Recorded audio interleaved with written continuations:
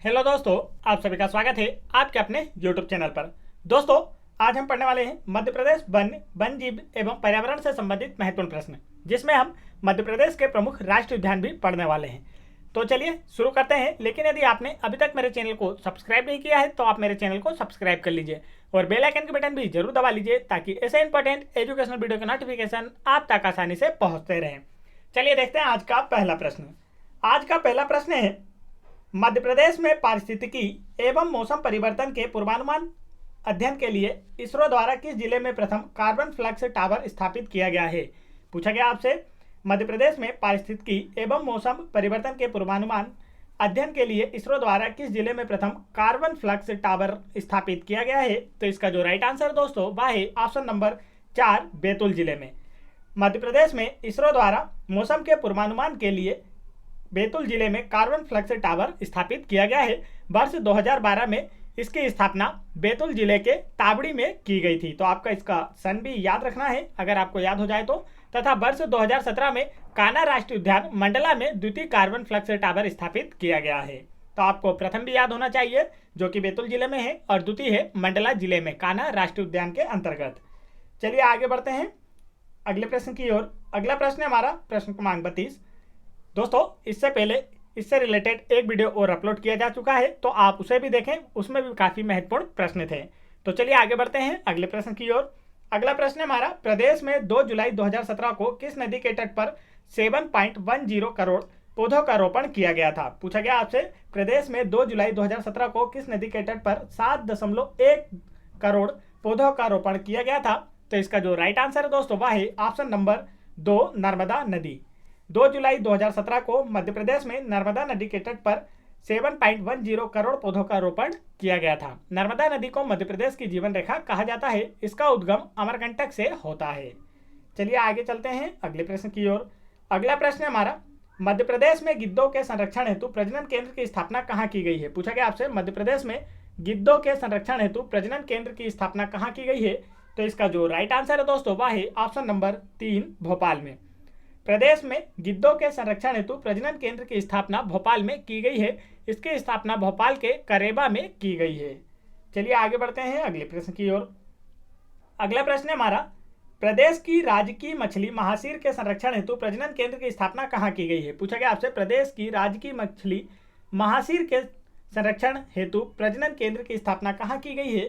तो इसका जो राइट आंसर है वह है ऑप्शन नंबर 4, खरगोन में। प्रदेश की राजकीय मछली महासीर के संरक्षण हेतु प्रजनन केंद्र की स्थापना खरगोन में की गई है। इसकी स्थापना खरगोन के बड़वाह में की गई है। यह मध्य प्रदेश राज्य की राजकीय मछली है। चलिए आगे बढ़ते हैं अगले प्रश्न की ओर। अगला प्रश्न हमारा, मध्य प्रदेश में प्रतिवर्ष अंतर्राष्ट्रीय हर्बल मेले के आयोजन की शुरुआत कब से की गई है। पूछा गया आपसे, मध्य प्रदेश में प्रतिवर्ष अंतर्राष्ट्रीय हर्बल मेले के आयोजन की जो शुरुआत वह कब से की गई है। तो इसका जो राइट आंसर है दोस्तों वह है ऑप्शन नंबर 2, वर्ष 2011 से। मध्य प्रदेश में प्रतिवर्ष अंतर्राष्ट्रीय हर्बल मेले के आयोजन की शुरुआत वर्ष 2011 से की गई है। इसका आयोजन मध्य प्रदेश वन विभाग एवं मध्य प्रदेश राज्य लघु वनोपज संघ के द्वारा किया जाता है। चलिए आगे बढ़ते हैं अगले प्रश्न की ओर। अगला प्रश्न हमारा, भारत में किस वर्ष वन्य जीव अधिनियम पारित किया गया है। पूछा गया आपसे, भारत में किस वर्ष वन्य जीव अधिनियम पारित किया गया। तो इसका जो राइट आंसर है वह है ऑप्शन नंबर 1, वर्ष 1972 में। भारत में वर्ष 1972 में वन्य जीव अधिनियम पारित किया गया था। इसके अंतर्गत राष्ट्रीय उद्यानों एवं वन्य प्राणी अभ्यारण्यों की स्थापना की गई है। तथा मध्य प्रदेश में वर्ष 1974 में वन्य जीव संरक्षण अधिनियम पारित किया गया है।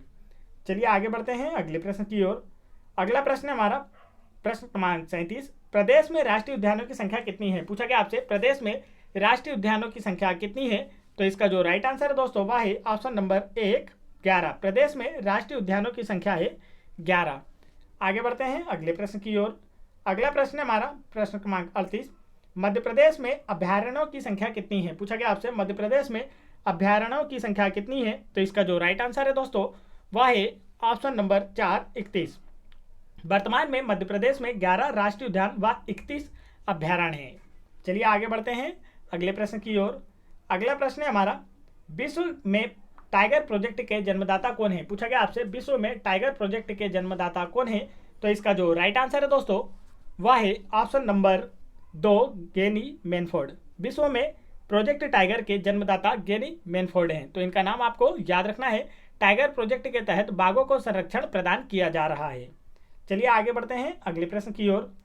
अगला प्रश्न है हमारा, भारत में प्रोजेक्ट टाइगर के जन्मदाता किसे माना जाता है? पूछा गया आपसे, भारत में प्रोजेक्ट टाइगर का जन्मदाता किसे माना जाता है? तो इसका जो राइट आंसर है दोस्तों वह है option number A, Kailash Sankhla को। भारत में प्रोजेक्ट टाइगर का जन्मदाता कैलाश सांखला को माना जाता है तथा विश्व में गेनी मेनफोर्ड को। तो आपको दोनों ही नाम याद रखना है। चलिए आगे बढ़ते हैं अगले प्रश्न की ओर। अगला प्रश्न है हमारा, वर्ष 2018 की रिपोर्ट के अनुसार मध्य प्रदेश में बाघों की संख्या कितनी है? पूछा गया आपसे 2018 की रिपोर्ट के अनुसार मध्य प्रदेश में बाघों की संख्या कितनी है? तो इसका जो राइट आंसर है दोस्तों वह है ऑप्शन नंबर 4, 526। वर्ष 2018 की रिपोर्ट के अनुसार मध्य प्रदेश में बाघों की संख्या 526 हो गई है। इस रिपोर्ट के अनुसार मध्य प्रदेश सर्वाधिक बाघों वाला राज्य है। मध्य प्रदेश को टाइगर स्टेट के नाम से भी जाना जाता है। आगे बढ़ते हैं दोस्तों अगले प्रश्न की ओर।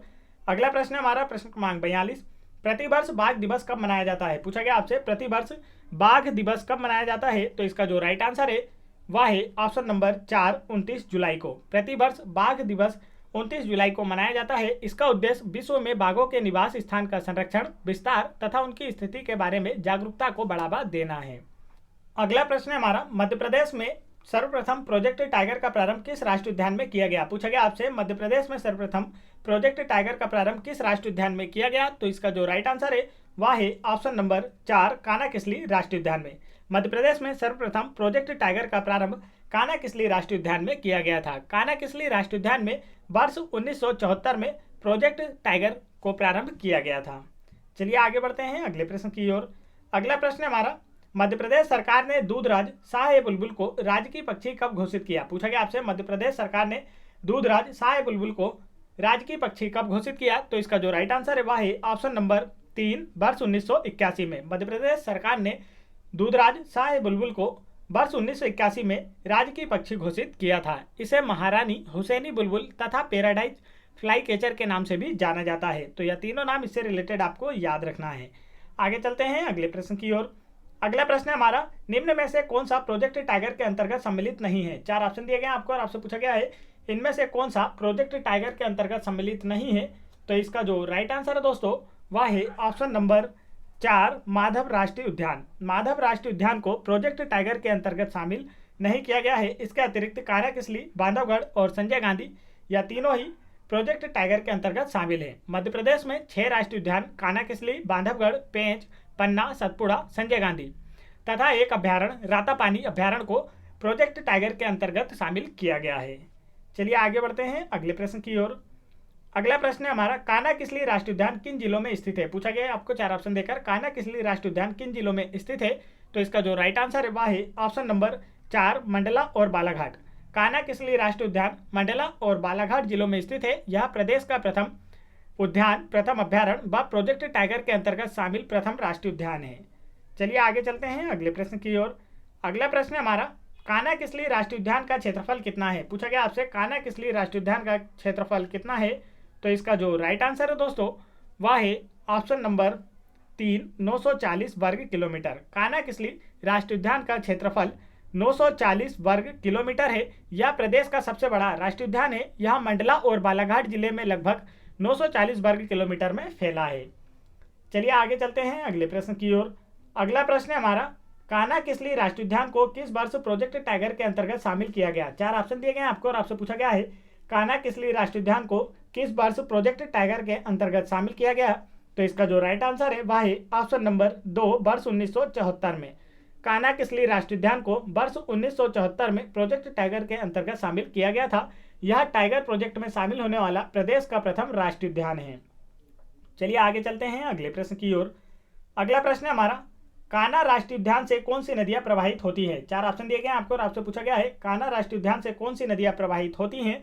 तो इसका जो राइट आंसर है दोस्तों वह है ऑप्शन नंबर 3, बंजर व सुपर्ण।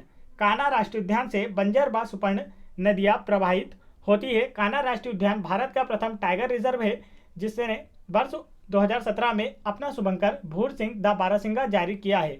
इसका डिजाइन रोहन चक्रवर्ती द्वारा बनाया गया है। चलिए आगे चलते हैं अगले प्रश्न की ओर।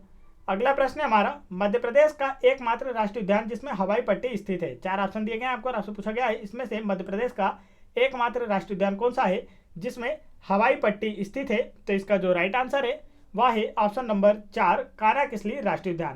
कान्हा-किसली राष्ट्रीय उद्यान मध्य प्रदेश का एकमात्र राष्ट्रीय उद्यान है जिसमें हवाई पट्टी स्थित है। वर्ष 1999 में इसे सर्वश्रेष्ठ पर्यटन का पुरस्कार भी प्रदान किया गया था। चलिए आगे बढ़ते हैं अगले प्रश्न की ओर।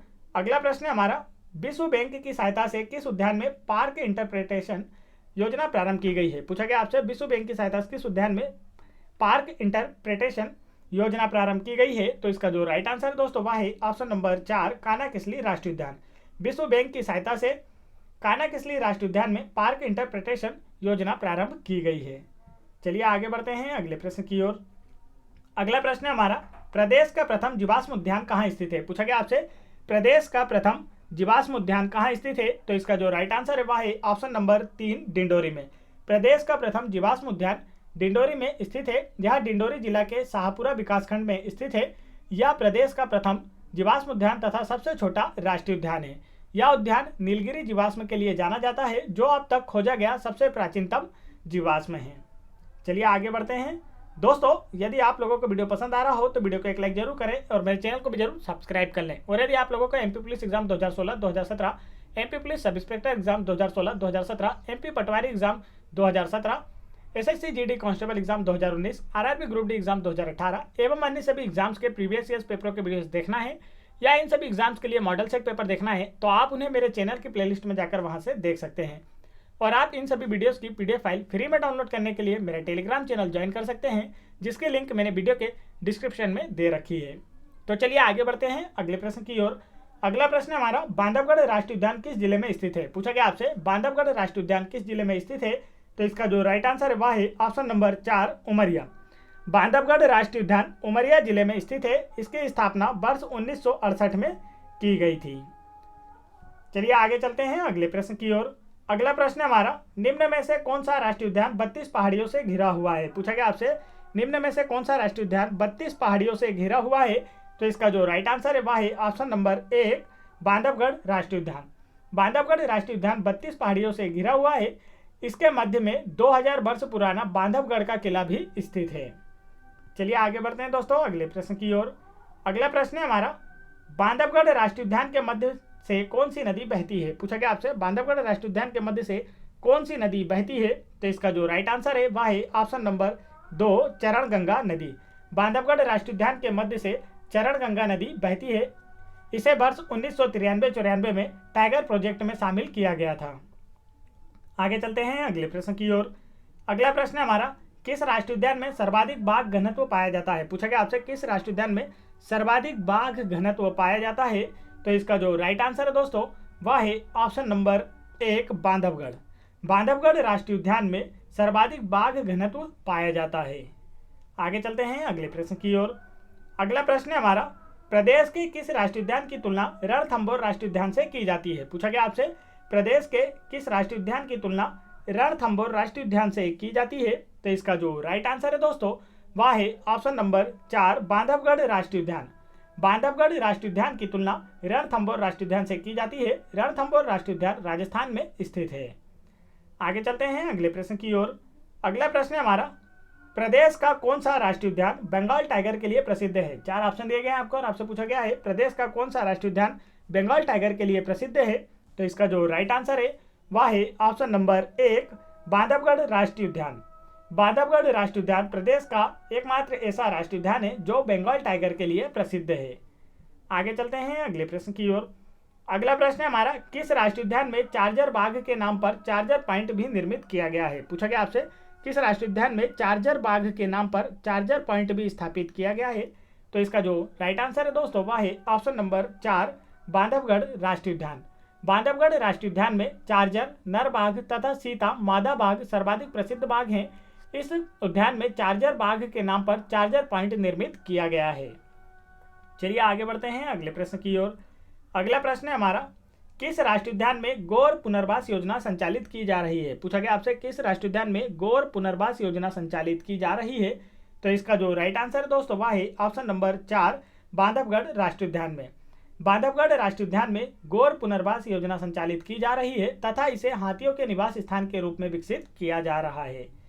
चलिए आगे बढ़ते हैं दोस्तों। यहाँ पर मैंने आप लोगों के लिए एक क्विज रखी हुई है जिसका आंसर आप लोगों को मुझे कमेंट करके बताना है। आज की क्विज है, किस नदी को पृथ्वी की पुत्री भी कहा जाता है। पूछा गया आपसे किस नदी को पृथ्वी की पुत्री भी कहा जाता है, तो इसका राइट आंसर आप लोगों को मुझे कमेंट करके बताना है। और दोस्तों, नदियों से रिलेटेड यदि आपको मध्य प्रदेश की जितनी भी नदियां हैं इनसे रिलेटेड प्रश्न पढ़ना है तो आप उसका वीडियो मेरे चैनल की प्लेलिस्ट में जाकर वहां से देख सकते हैं। इससे रिलेटेड सारे वीडियो चैनल पर अपलोड किए जा चुके हैं और एमपी जीके की एक अलग से प्लेलिस्ट बना दी गई है जो कि एमपी पुलिस कांस्टेबल एग्जाम और एमपी पटवारी एग्जाम एवं आने वाले एमपी एसआई एग्जाम की दृष्टि से बहुत इंपॉर्टेंट है। तो आप लोग वहां जाकर उसे देख सकते हैं और अपनी तैयारी को और बेहतर कर सकते हैं। जय हिंद दोस्तों।